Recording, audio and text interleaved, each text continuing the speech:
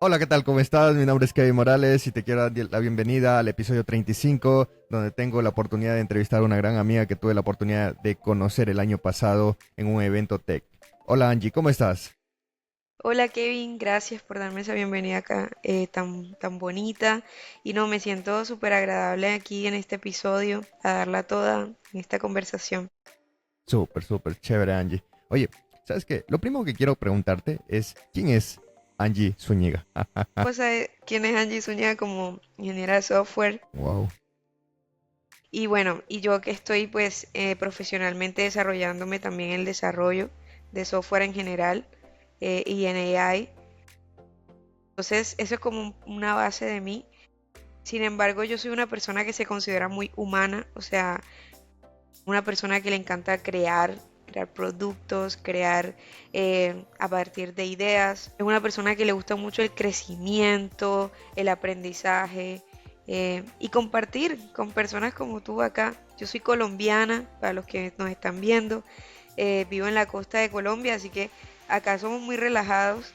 Eso lo van a notar un poco en mi lenguaje, cómo me expreso. Acá las personas somos muy relajadas, ¿no? Vivimos cerca de la playa, todo el día calor. Así que eso se refleja un poco en mi personalidad alegre, jocosa, tratando siempre como de buscarle lo divertido a las cosas. Bueno, también soy emprendedora, Kevin, y de eso también podemos hablar un poquito en el podcast. Tengo ya casi como 10 años emprendiendo, si te puedes imaginar, desde vender dulces hasta hoy en wow. día que estoy haciendo software propio también, y es un reto. Entonces, eso. Qué chévere, chévere Angie.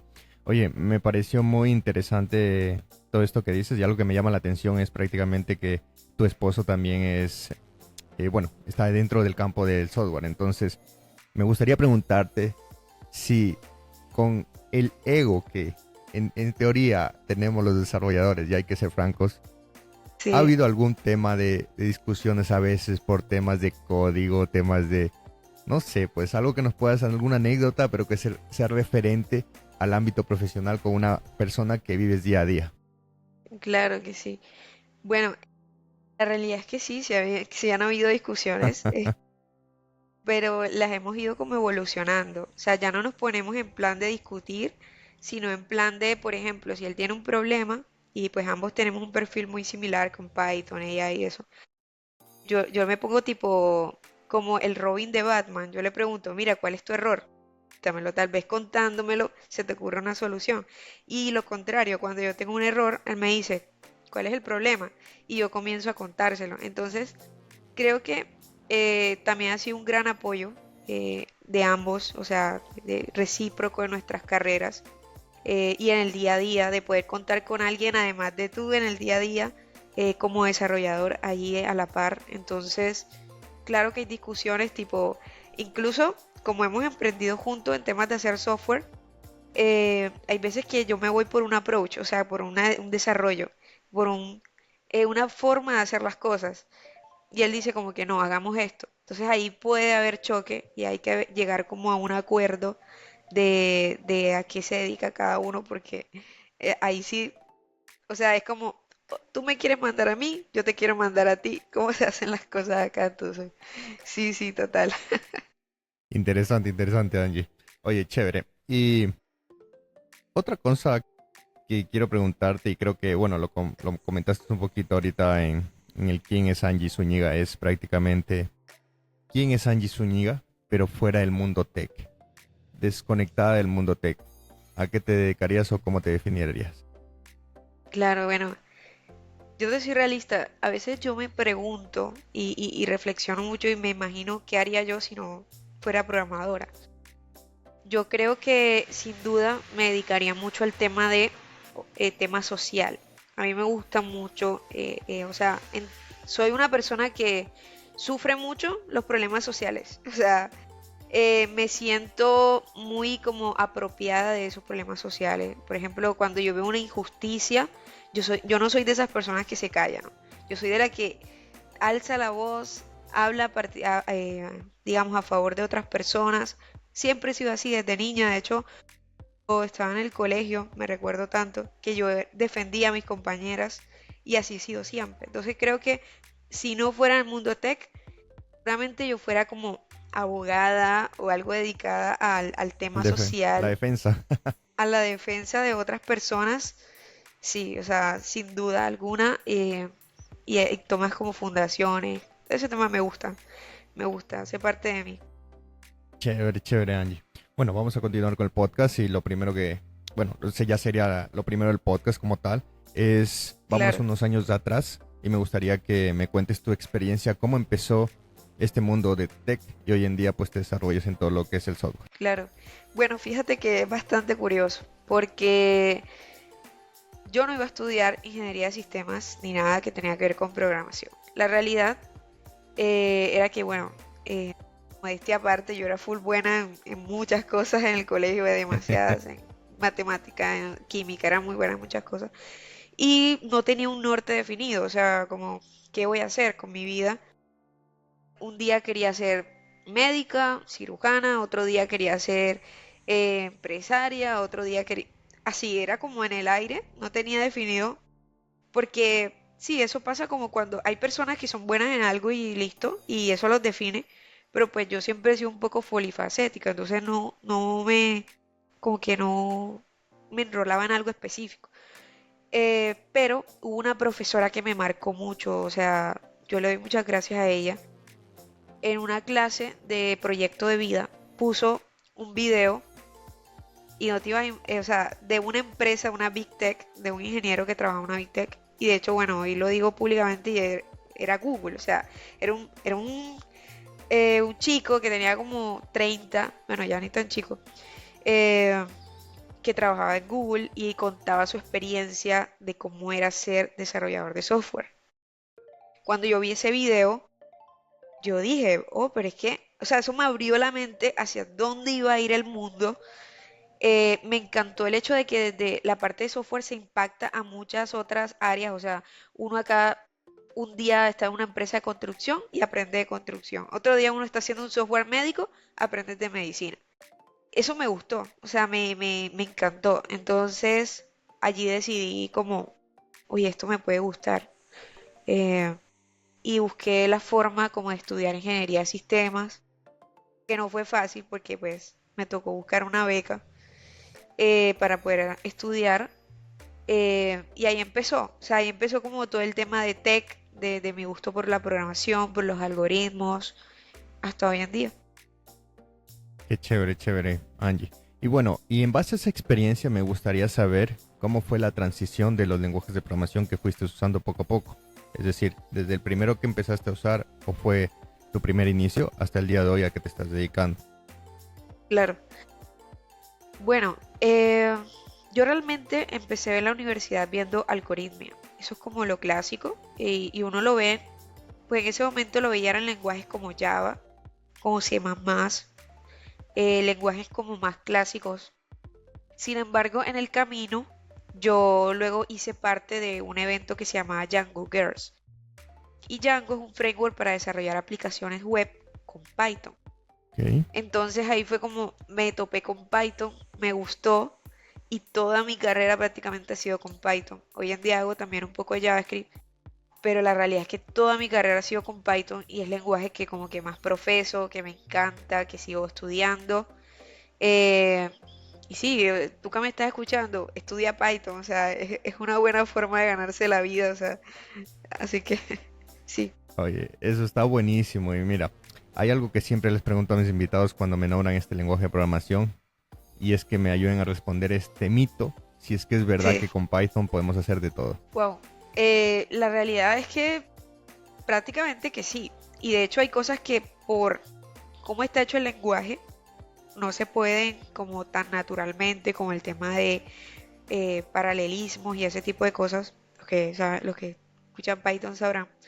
Pero ya la gente desarrolla librerías aparte para permitir que eso también se pueda. Entonces creo que lo que hace fuerte a Python es su comunidad, que ha desarrollado tantas librerías, tantas formas de usar el lenguaje que se utiliza para AI, para web. Hay gente que hoy en día está haciendo y que framework para hacer Python con frontend. Mira que tenemos hoy en día Streamlit, cosas como esas que también permiten hacer ciertos frontend con Python. analítica de datos. Entonces creo que sí, es un lenguaje muy versátil, sin duda. Oh. Oye, otra cosa que me gustaría preguntarte es que tuve la oportunidad de conocerte el año pasado en un evento tech de comunidades de Google. ¿En qué Sí, momento, buenísimo. en qué momento de tu vida de Angie Zúñiga entran las comunidades? Y bueno, hoy es una de las posibilidades que puede haber cambiado también tu vida profesional.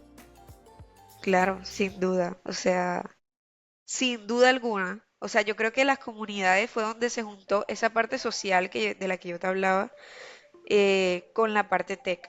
Y me encanta porque la mayoría de las comunidades hoy en día, si bien, digamos, hay algunas que tienen un principio económico, la mayoría son gratuitas, porque son como un tema social de me estoy beneficiando tecnológicamente, yo quiero ayudar a otros a que también se beneficien igual que yo. Eso es lo que noto, es algo muy lindo donde, por ejemplo, incluso personas como tú, Kevin, que hacen estos podcasts, quieren que otras personas conozcan más de tecnología, quieren que otras personas crezcan también como tú. Eso es lo que me gusta de las comunidades. Yo empecé realmente, bueno, con Django Girls, fue el evento, hace ya más de, imagínate, eso hace ya más de 8 años. Pero, ojo, yo no estuve más en comunidades por 5 o 6 años. Hasta que hace poco, acá en Barranquilla, hay una chica que se llama, hay un grupo que se llama Google Developer Groups, y yo vuelvo a las comunidades tech por ese grupo. Y luego también me meto en Pioneras, que es otra comunidad de mujeres acá en la costa, y bueno, a nivel mundial en general, en tecnología. Y con esas dos comunidades fue que yo nuevamente, digamos, me introduzco en este camino de bueno, tengo 6 años de experiencia. Quiero compartir un poco de esa experiencia que ya tengo. Y bueno, ahí me he enamorado de este tema de estar en eventos, comunidades, de working. Súper, chévere, chévere, Angie, que me cuentas todo esto de las comunidades. Y mira, me gustaría que me des un consejo para la gente que nos está viendo y nos está escuchando en este momento sobre el tema de ingresar a una comunidad o tal vez dar el primer paso para ir a una charla y entender mejor, porque muchas personas tal vez que a priori no entienden el beneficio enorme que esto te puede dar a futuro, pero deben saber que si lo pueden construir de una forma, digamos, estructural, el ir a las comunidades, participar, pues esto también es una forma profesional de crecer. Acuerdo contigo. Bueno, mira, el tema de las comunidades, de hecho hay dos formas de verlo. Digamos, yo lo veo desde el punto de vista de una persona que no tiene aún la experiencia y quiere asistir a estas comunidades y personas que ya tienen experiencia y lo que quieren es compartir su conocimiento. Del lado de las personas que aún no tienen experiencia, la comunidad te abre un montón de oportunidades donde puedes tener tu primera experiencia laboral, donde puedes escuchar todo el tiempo actualizaciones en tecnología y eso te va a ayudar a crecer sin duda. Vas a conocer gente experta con la que te vas a codear y le vas a preguntar sobre dudas que tengas, sobre, oye, tú lo lograste, yo creo que yo también lo puedo lograr. De eso se trata, es como inspirarte en otras personas para crecer y tener una carrera en tech. Así que si eres nuevo en tech, sin duda las comunidades son buenas. Ahora, del lado de que eres un experto en algo, yo he hablado con varios líderes de comunidades y uno de los problemas que a veces hay es no hay quien de charlas. A pesar de que hay bastante gente que va a eventos, la realidad es que hay gente también ocupada y no todo el tiempo hay quien dé charlas. Entonces, si sabes de un tema, no dudes en acercarte a una comunidad, porque ellas lo que necesitan para seguir compartiendo, digamos, conocimiento es gente como tú. Entonces, acércate, no te dé miedo de alzar la mano y decir, mira, yo sé este tema, quiero explicarlo, cuándo podría ser. Ellos siempre están abiertos. ¿Y cuáles son los beneficios para ti como speaker? Eso te permite a ti visibilizarte, te permite a ti crecer como una marca personal también y eventualmente conseguir mejores empleos. Que marcas más reconocidas o empresas más grandes vean, esta es una persona que no solamente aporta desde lo técnico, sino que es una persona que también aporta desde lo humano, desde quién es. Entonces eso también tiene valor para muchas empresas. Sí, eso creo en resumen. Genial, chévere, Angie. Bueno, vamos a pasar al siguiente tópico, que es prácticamente hablar sobre hoy en día este gran mito, y creo que te aseguro que esta pregunta te la han hecho, y me gustaría saber tu perspectiva, saber sobre la inteligencia artificial, si crees que va a reemplazar el trabajo de los desarrolladores de software. Wow, es una pregunta muy profunda, que creo que está en el futuro, literalmente. Yo creo que esta pregunta, y se los digo a todos los que nos escuchan, debemos hacérnoslas constantemente. ¿Por qué? Porque la respuesta que tengo hoy no es la misma que yo tenía hace 2 años y no es la misma que voy a tener seguramente en 2 años. ¿Y el por qué? Ok, Porque la IA avanza todos los días. Para lo que la IA me servía hoy en día, no me servía hace 2 años. Ella va evolucionando todo el tiempo. Entonces, para responder tu pregunta, ¿verdad? Yo creo que la IA hoy en día está tomando un papel importante en el desarrollo de software. Hoy en día, ¿cómo? Como asistente, como co-creadora con nosotros. ¿En qué sentido? Pues la IA aún para funcionar necesita un input humano, ¿verdad? Nosotros prompteamos la IA. Entonces ella necesita de nosotros, pero nosotros también podemos volvernos un poco más productivas con ella. Entonces creo que el papel que juega hoy en día, puntualmente en el presente, es volverse co-creadora de los productos con nosotros. Mira, te voy a poner un ejemplo. Yo hace poco tenía que hacer un proyecto, un MVP en JavaScript. Yo ya les he contado que yo soy más de Python. Y yo dije, bueno, la IA me tiene que servir para esto. O sea, necesito switchear rápidamente de un lenguaje a otro. Y claro, la IA tiene ya un contexto de diferentes lenguajes y puede ayudar en eso. Entonces, pero ahí es muy importante tener como un proceso estructurado y ahí es donde está el humano, donde está el ingeniero. Ya nosotros sabemos construir productos, sabemos que necesitamos una lógica en la cual primero definimos un problema, definimos una solución, definimos una arquitectura y luego planeamos y desarrollamos esa solución. Entonces, en ese proceso, para contarles un poco, yo primero hice un poco de research. Bueno, voy a hacer un proyecto en JavaScript. ¿Qué frameworks existen hoy en JavaScript para construir? Ah, no, está Express, está Loopback, ¿por cuál me voy? Leí y dije, bueno, voy a coger Express. Entonces luego hice un prompt grandísimo, ¿vale?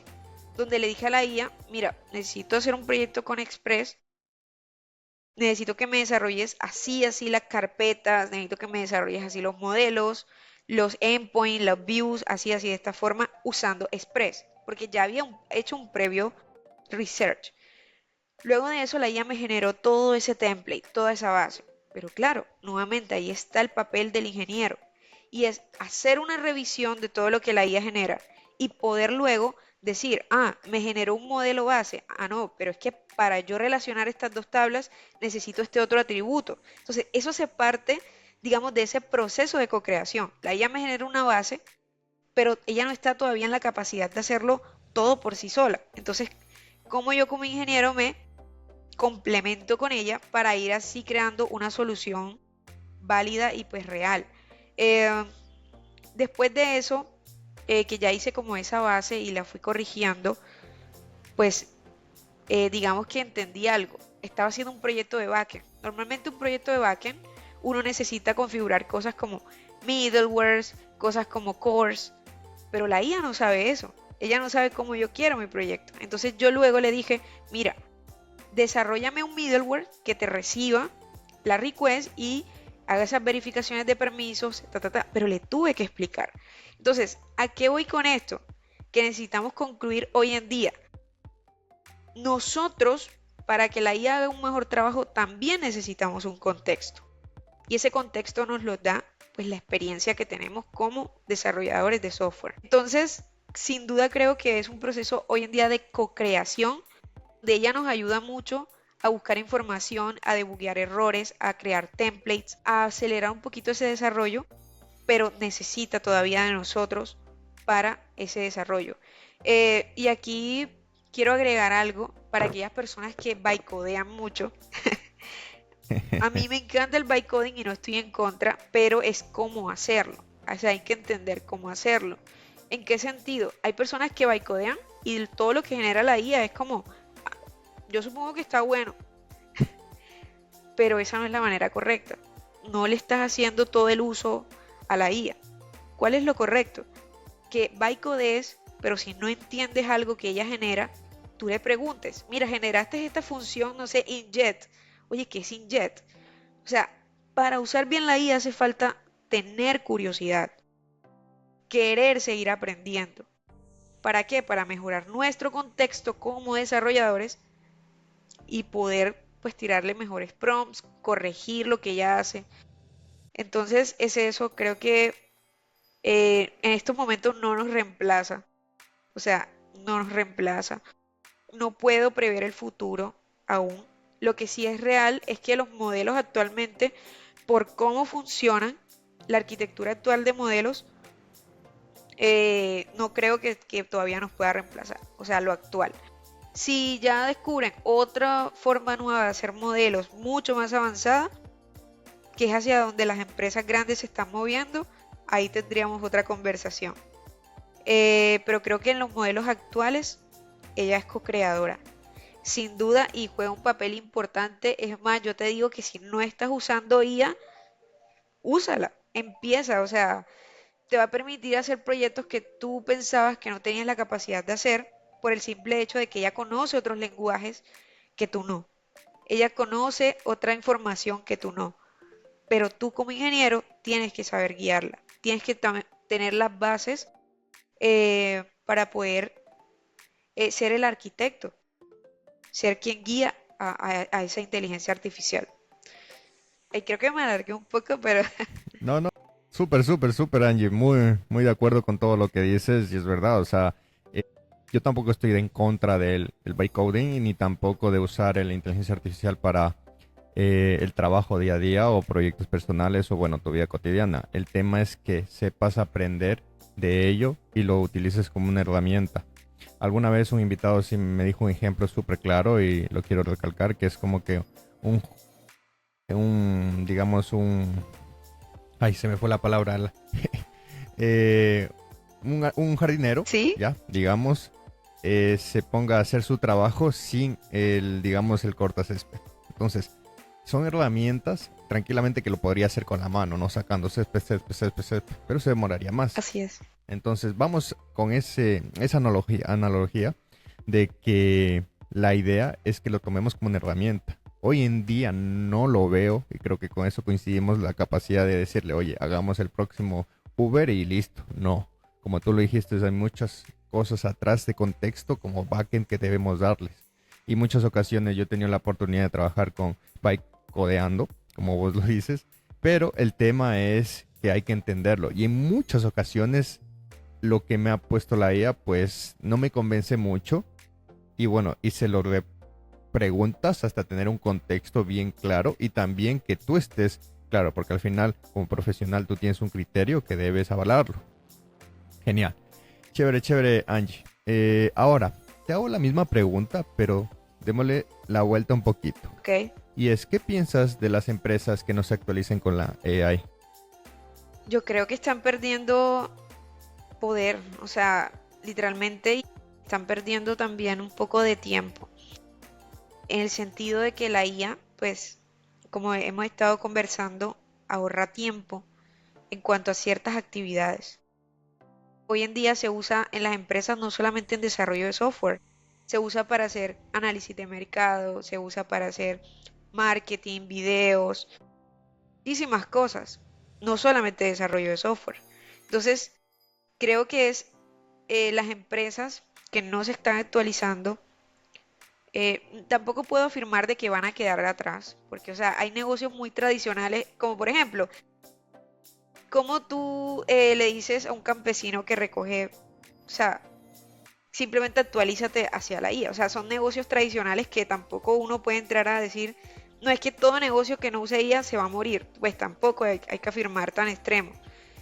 Pero sin duda las empresas que están en el rubro de tecnología, sobre todo, que no se actualicen hacia la inteligencia artificial, pues van a tener, digamos, una desventaja frente a aquellas que, donde sus equipos de tecnología hacen avances mucho más rápido por tenerla a ella de copiloto. Entonces, creo que es un poco de eso, es cambiar el mindset, no es fácil tampoco, y es también entender en qué fase está la empresa. O sea, no le podemos pedir a una empresa pequeña que use la IA igual que una empresa como Google, que tiene muchos recursos, tiene para que las personas tengan tiempo de sobra para investigar en inteligencia artificial, a una empresa pequeña que donde de pronto no hay ni siquiera un departamento de TI.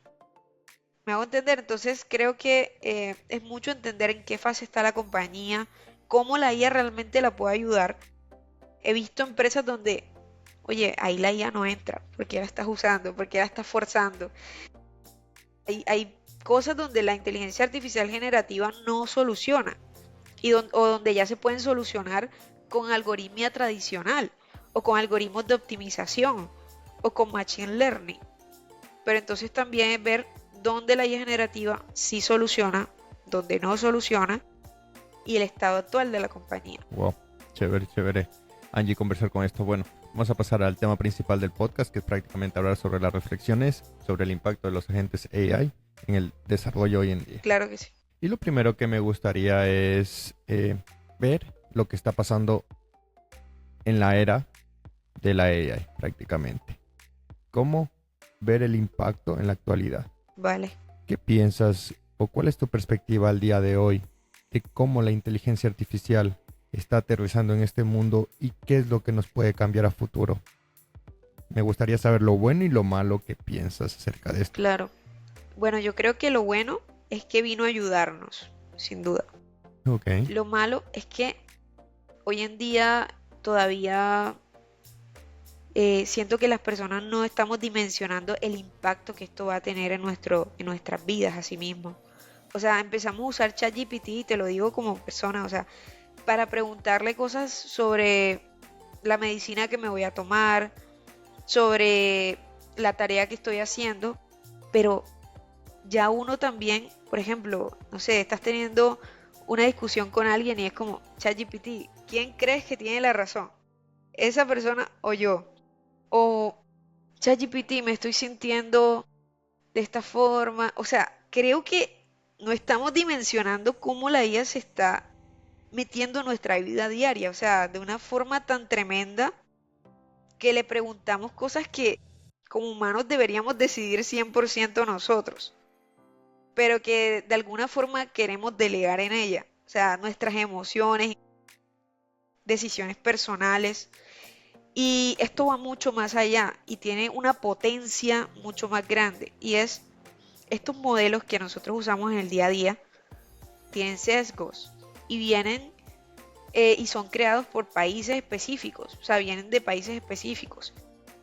Entonces, ¿cómo hacemos para que con la IA no se pierda nuestra cultura, por ejemplo? Porque si la IA todo el tiempo te está respondiendo como un americano, pues te vas a terminar americanizando en cierta forma.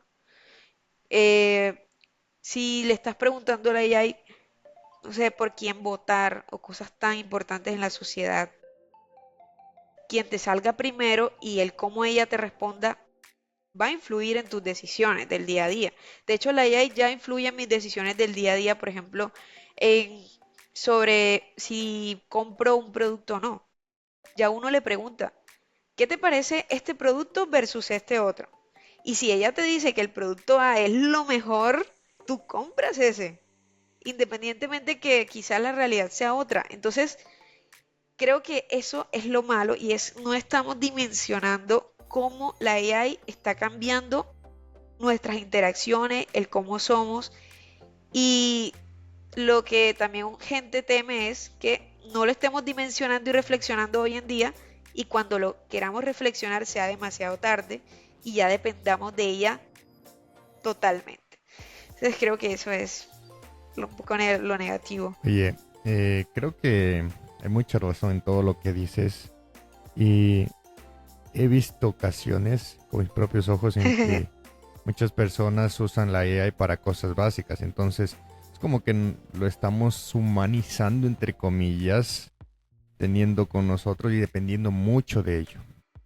Ahora, pienso que esto puede ser también una desventaja a futuro como crecimiento profesional y también como humano, pues, o sea, depender de algo tal vez que es un robot o que son puros líneas de código, pues al final le vas a hacer caso. Imagínate el ejemplo que tú acabas de decir, por quién voto y, y que el AI te diga, bueno, la decisión del futuro de tu país, pues está un poco heavy, ¿no? Sí, Eh, la idea es que vaya mejorando eso.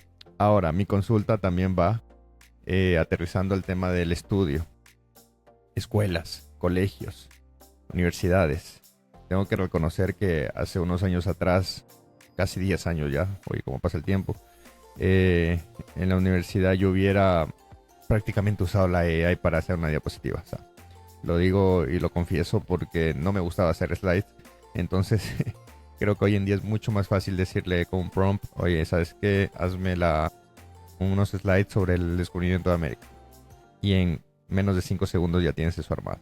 Entonces, creo que eso es una desventaja tal vez para la gente profesional que va a seguir estudiando. ¿Qué piensas acerca de esto? ¿Y cómo crees que los docentes o profesores hoy en día tendrían que prepararse? Porque también hablemos de los niños pequeños. Al igual que tú, yo también tengo una hija de 8 años y se está criando, digamos, en una era tecnológica bien, bien fuerte, ¿no? así es. En la que si no se sabe criar de una forma para poder utilizarlo de la forma correcta, pues va a depender mucho de esto, ¿no? Bueno, yo creo que para responderte eso, tengo que contar un poco sobre cómo yo tengo una perspectiva acerca de la educación. Y es, Ok, yo creo que la educación en general no es algo que otra persona pueda simplemente, o sea, como que otra persona dijo, yo quiero que Angie sepa sobre ella y ya yo supe, no. O sea, ¿qué quiere decir esto? Que en realidad, para que haya un proceso de aprendizaje, el estudiante es quien lleva la batuta. O sea, debe querer aprender esa cosa. No porque tú simplemente te pongas a que alguien te diga sobre matemáticas, ya tú eres un experto, ¿no? Tú pudiste perfectamente asistir a todas tus clases de matemática y no haber entendido nada. ¿Por qué? Eso yo lo comprendí. El aprendizaje viene de un proceso activo desde el estudiante. Entonces, cuando uno entiende eso, uno reflexiona de que lo demás, o sea, profesores, AI, en realidad no es más que un contexto que te permite ese proceso de aprendizaje. Porque al final el proceso de aprendizaje viene de ti como estudiante. Y cuando uno reflexiona eso, bueno, de mi punto de vista, sé que muchas personas pueden no coincidir, se vuelve muy importante la forma en la que se crea ese contexto. Entonces se tiene que ser hoy en día mucho más creativo. Entonces si antes se mandaba a hacer una slide, pues hoy en día vámonos hacia la base del ser humano. Pongámonos a ser críticos, a hacer reflexiones, a cómo está funcionando hoy el mundo. ¿Está bien para nosotros? ¿No está bien para nosotros? O sea, siento que sí es ponerse un poco filosóficos, pero es que el trabajo del estudiante en los últimos años ha sido repetir y repetir y repetir y memorizar. Y eso no es lo que crea nuevas sociedades, eso no es lo que crea innovación. Lo que crea nuevas cosas es el pensamiento crítico que puede desarrollar el ser humano. Entonces, para un pensamiento crítico hace falta conocimiento, ¿vale? Que si es bueno en esa parte, pues repeticiones, en cierta forma tener un contexto, memorizar unas cosas, que viene de un proceso activo de uno, pero también es necesario un contexto crítico. Entonces, el profesor, que es quien nos crea ese contexto, debe ser más creativo hoy en día. O sea, debe cambiar ya las formas antiguas de enseñanza o de creación de ese contexto hacia nuevas formas. O sea, oye, salgamos afuera, que vayamos y visitemos a las empresas. ¿Cuáles son los problemas reales que las empresas están teniendo hoy en día?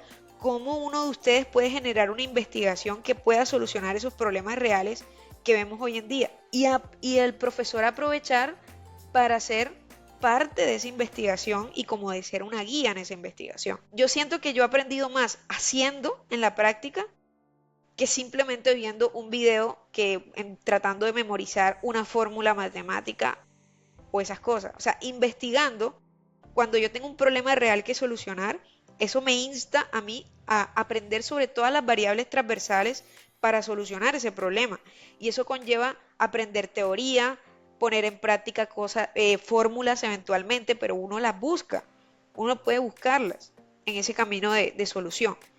Entonces, sin duda creo que la educación en una sociedad donde la inteligencia artificial literalmente puede dar la misma información que va a dar un profesor, creo que el profesor tiene que repensar su trabajo. O sea, tiene que repensar la forma en la que hoy en día da clase y hacerlo más práctico, más activo y no tan teórico. Ok, ok, genial. ¿Y tú crees que esto también impacte para los niños pequeños, niñas pequeñas que están hoy en día creciendo en esta era y ven, digamos, la forma de aprender de otra forma como tal? O sea, ya no regresemos a los años atrás donde existía una biblioteca, recuerdo. O sea, yo no estuve tampoco, bueno, no soy tan viejo, pero sí alcancé, digamos, una era en la que me tocó ir a la biblioteca y no ver videos, iba a decir, ver libros para poder, no sé, encontrar un algoritmo o alguna integral o derivadas de cálculo X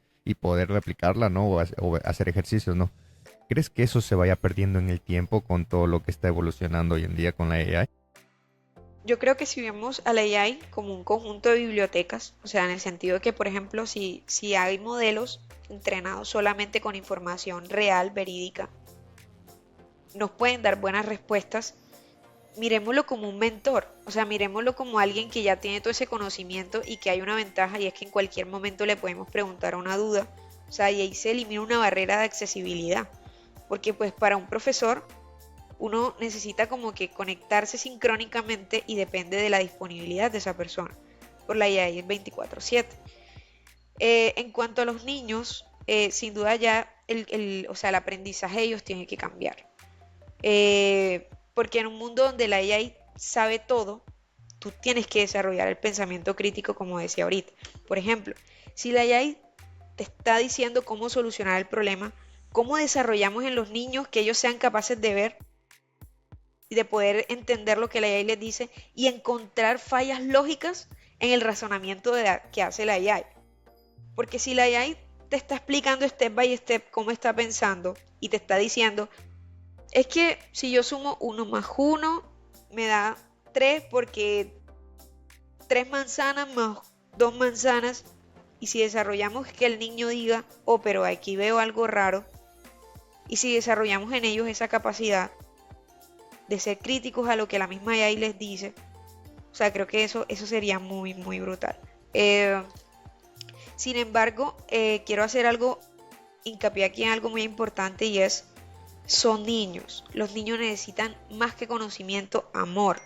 Yo tengo una niña de 3 años y mira, yo no me he enfrascado en que ella aprenda tantas cosas, sino en que esté en un colegio donde hoy en día le den amor, porque ellos necesitan esa autoestima hasta los 5 o 6 años. Entonces, claro que ahí hace parte activamente el ser humano como tal, porque el ser humano es lo que puede dar calor, lo que puede dar ánimo. Por ejemplo, la AI te puede decir, oh sí, Kevin, ánimo en tu trabajo, pero no va a ser igual que un humano diciéndote y dándote un abrazo, Kevin, tú puedes, Kevin. Ese trabajo en el que no has podido, vamos que sí se puede. Entonces, el ser humano y el calor del ser humano jamás se va a perder porque nosotros el ánimo que recibimos y la motivación y el amor de una máquina es cero, o sea, es nula. Nosotros recibimos ese amor de otras personas y eso no se va a perder. O sea, el estudiante, yo creo que el profesor ahí tiene que pasar a hacer también un trabajo activo de ser más humanista, ser comprensivo, ser una guía. Sí, o sea, apapachar a los chiquitos, hey, ellos necesitan ese amor y sobre todo a esa edad. O sea, ¿qué más? Súper, súper, Angie. Oye, totalmente de acuerdo y de verdad muchísimas gracias por compartir esto con toda la comunidad de Blogs. Ahora, para ir ya terminando este tema, me gustaría que podamos definir qué es lo bueno y lo malo de poder usar la inteligencia artificial y nos des un consejo como para ir por el buen camino. A ver, la idea es que yo tengo un pensamiento de que la AI es una herramienta como todo hoy en día en la parte del software, que tenemos la posibilidad de usarla bien y de usarla De mal. acuerdo. Vámonos unos 25 años atrás, bueno, recién salió el internet con Google. Siempre doy este ejemplo y digo, por ejemplo, el tema de Google. Google es internet. Puedo ir por no sé, buscar algo que me beneficie como conocimiento, pero también existen otras páginas, inclusive la Deep Web, la Dark Web y todo esto. Entonces, sabemos que hay cosas buenas y malas y que con AI podemos hacer también cosas malas. Que vamos a aterrizar en algo malo, entre comillas, es pues copiar un código, ponerlo en una base de datos y mandarlo a producción y que se caiga todo el negocio. Entonces, ¿cómo podríamos mejorar eso? ¿Qué consejos nos darías para evitar poder usarla de una forma mal y claramente ir por siempre por el buen camino? Claro. Bueno, yo creo que algo que sirve mucho allí es darle un rol de seguridad. O sea, cuando cada vez que estés generando un prompt importante, que va a ser algo muy importante, trata de decirle, actúa como alguien que es experto en seguridad, además del otro rol que necesites de lo que vaya a hacer. O que actúe de una forma ética, basado en ciertos valores específicos que tú definas. Esto va a mejorar sin duda como el output de que pues no sea dañino. De todas formas, tenemos que saber que los modelos actuales tienen mucha investigación detrás sobre temas éticos y políticas éticas, sobre para qué usan tus datos, si los usan para entrenar o no, por ejemplo. Tienen políticas éticas sobre respuestas que no pueden ser hirientes. Todo ese tema, digamos que se ha estado trabajando, sin embargo, eso todavía hay un camino por recorrer. Ahí en redes sociales todavía montan, no, que yo le pongo este prompt y mira la grosería que me dice. Entonces, bueno, hay gente que trata de decirle a la IA, please, por favor y gracias. Cosas así, pero Yo lo temas, hago, yo hasta saludo, pero creo que es, es algo, o sea, implícitamente, ¿no? claro. Pero sí, o sea, sin duda siempre va a existir el bien y el mal. Hay gente que usa la IA para hacer falsificaciones de documentos, para hacerse pasar por otras personas, una voz de otra gente y crea canales enteros, eso se ha visto como si fuese la otra persona. O sea, la IA hoy en día, lastimosamente, tanto como se usa para lo bueno, hay un montón de cosas para lo malo. Y creo que aquí el punto está en cómo vamos a controlar eso.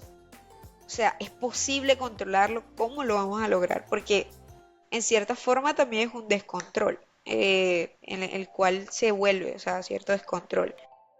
Entonces sí, o sea, hay un reto gigante allí de cómo está bueno, pero para lo malo, o sea, allí está heavy la cosa. Chévere, chévere, Angie, conversar con esto. A ver, vamos al siguiente tópico y prácticamente es una pregunta de qué le dirías a la Angie Zúñiga de hace 10 años atrás. Bueno, yo que le diría que jamás se rinda, que siga creyendo en ella, que sus sueños sin duda se van a cumplir, porque cuando las personas perseveran, alcanzan. Le digo que sea siendo humanista, o sea, que siga siendo una persona que además que le guste lo tech y lo lógico, le gusten las personas, porque sin duda son las personas las que cambian el mundo, o sea, independientemente del conocimiento, de la actitud, esa vibra positiva que uno puede como transmitir, darle apoyo a alguien. Creo que eso es lo que me diría, no me rinda y tomaste una buena decisión cuando quisiste ser programadora, sin duda. Chévere, chévere, Angie. Bueno, vamos a pasar a las preguntas de DevLocos. Son 5 preguntas y bueno, ahí va la primera. ¿Recuerdas cuál fue tu primer pago como desarrolladora de software?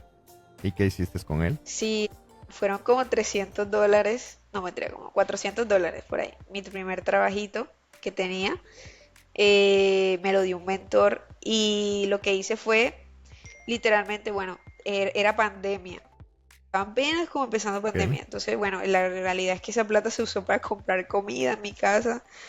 Y también llegué a almacenes como Miniso, que estaba al lado de la oficina, para comprar cositas y ahí, pero no más que eso en realidad.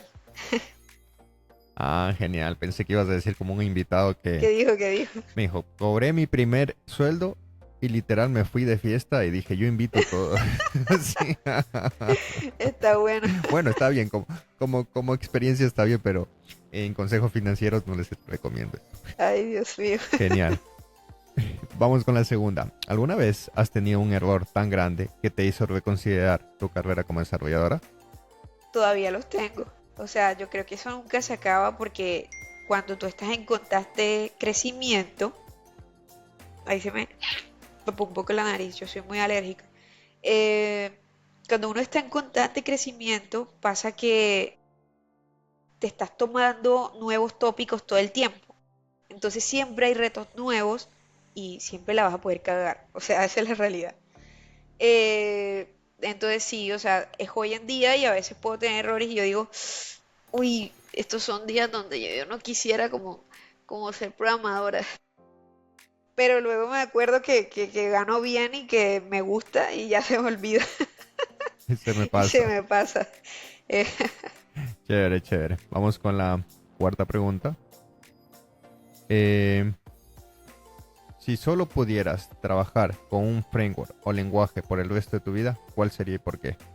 ¿Framework O o lenguaje? lenguaje por el resto de tu vida, ¿cuál sería y por qué? Bueno, ya yo me casé con Python, sin duda, así que sería Python hasta siempre. Genial. Ahora demos la vuelta a la pregunta. Y si pudieras formar un lenguaje de programación del mundo, ¿cuál sería y por qué? Uy, esa pregunta fue muy inesperada. Eh, ver, bueno, yo he escuchado de lenguajes muy locos como y que Pixalogic, cosas así locas que uno dice como que, what? O sea, yo creo que si un lenguaje no tiene un propósito claro, como por ejemplo Go, bueno, nació para optimizar estas cosas, bien, chévere. Pero si naciste como que por joda, pues no sé, no tiene como mucho sentido. Buena respuesta es. Entonces dejamos en Go. No, no, no, Go no. Go me gusta, ojo con que la gente de Go después Go es Se buenísimo. acaba. Genial. Vamos con la última pregunta. ¿Qué es lo más raro o inesperado que has encontrado en el código de otra persona? ¿Qué es lo más raro? Comentarios random, o sea, tipo, esto no debería estar aquí. Ese tipo de comentarios en un código como que sabemos que esto no debería estar aquí, pero lo dejamos porque en ese momento no había tiempo para hacer tal cosa. O comentarios tipo, eh, esto lo hizo esta persona y se fue de la empresa y ahora ya no sabemos qué hace esto. Y no Y lo no lo toques. toquen, exacto. Cosas así, pero ay. Genial, genial. Chévere, chévere, Angie, por tu tiempo y gracias por compartir toda esta información y conocimiento para la comunidad. Por último, para ya ir acabando, me gustaría que nos des un consejo para la gente que está viendo este podcast y quiere empezar a programar. Sin duda. Un consejo grandísimo.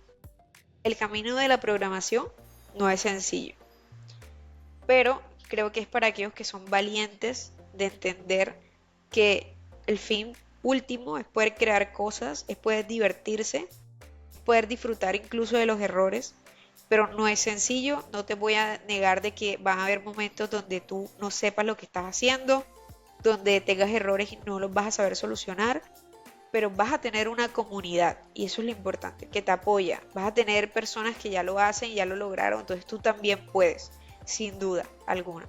Entonces, eso es lo más importante. Inicia hoy porque no va a ser un camino de 2 meses, eso sí te lo aseguro.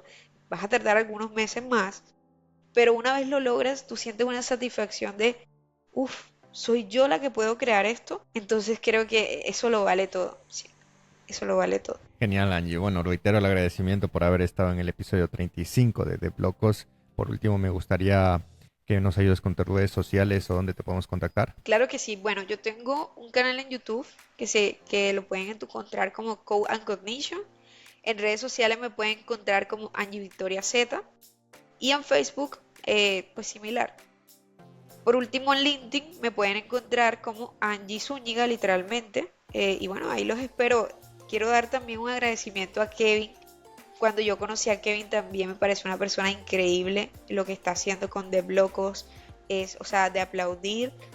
Me inspiras también, Kevin, quiero que lo sepas, porque también estoy iniciando en este camino como de YouTube y sé que tú ya llevas un recorrido, así que me inspiras también, quiero darte gracias por eso, por la invitación, que se disfruten este podcast. Genial, genial. Muchísimas gracias, Angie. Pues no tengo muchas más palabras por eso. Entonces, para la seis invitados, nos vemos en el próximo episodio. Muchísimas gracias. Bye, bye.